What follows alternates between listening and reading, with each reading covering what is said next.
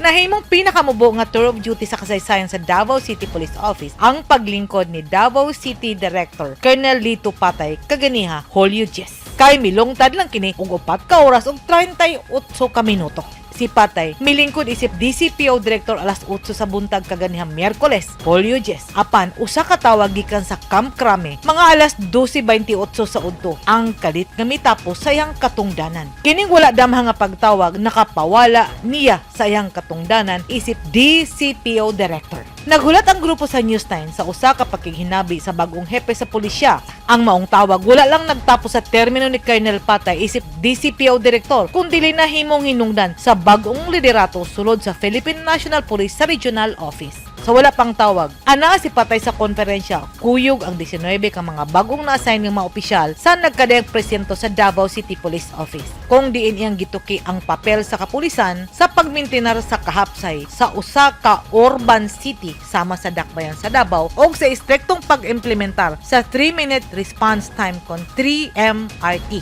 nga estratehiya nga nagtumong sa pagsiguro sa paspas nga pagtubag sa kapulisan sa mga aksidente. Ang kalit kapag tanggal kang Colonel Patay ning sangput sa pagtudlo kang Colonel Sherwin Butil isip officer in charge sa Davao City Police Office. Si Colonel Butil nga kanhi nangulo sa Regional Information and Technology Division mo'y nipuli aron ipaniguro nga walay hawang nga pamunuan sa DCPO. Ang pagbalasa may resulta usab sa pagbalhin kang kanhi Davao City Police Director Colonel Alberto Lupas gikan sa R3 ug muhulip sa posisyon nga gibakante ni Colonel Butil. Samtang si Colonel Lito Patay maoy muhulip sa bakanting posisyon ni Colonel Lupas isip R3. Si Butil diha-diha dayon mikanaog isip bagong OIC sa Davao City Police Office ug walay formal turnover nga gikinahanglan. Usa lang kamando sa pagpangagpas ang gikinahanglan. Kining paspas nga transisyon sa PNP aron mapadayon ang pagmintenas sa kahusay ug kalinaw ug sa pagpangulo ug pagpadayon sa operasyon sulod sa hanay niini. Ang bagong paspas nga turnover sa pamunuan sa DCPO nakapabalakas sa daghang Dabawenyo sa kaligon ug sa kaepektibo sa lokal nga pagpatuman sa balaod. Sulod sa milabay nga upat ka bulan, upat na ka City Police Director ang gitudlo isip OIC nga nahimong nakamugna og persepsyon sa usa ka dili maayo ug dili lig-on nga organisasyon. Ang kanunay pagbago-bago sa pangulo mahimong makabalda sa padayon nga pagmintenar sa kahusay ug kalinaw ug sa malungtaron nga pagpalambo ug pagpalapad sa pagprotekta sa Davao City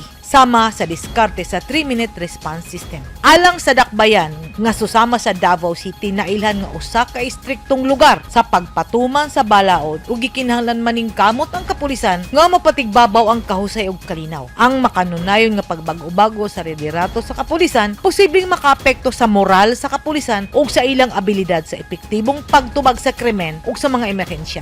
Mahinungdano lang sa bagong OIC nga si Colonel Butil nga dali nini matukod ug maestablishar ang pagsalig sa mga opisyal sa Davao City Police Office o sa kinatibok ang populasyon sa Davao City. Ang pagsalig sa komunidad sa pulisya mahinungdanon alang sa epektibong pagpatuman sa balaod. Ang pagbag-o-bago sa punuan mamahimong magpataas sa mga kabalaka sa mga residente bahin sa kalig-on o kasaligan sa ilang puwersa sa PNP. Sa padayon nga pagbag-o-bago sa liderato sa Davao City Police Office, naglaom ang mga Dabawenyo nga ang mga pulis dili madalahig sa politika nung lihok o sa padayon nga away tali sa palasyo ug sa mga Duterte. Kaya ang Philippine National Police usa ka professional ug dili political organization.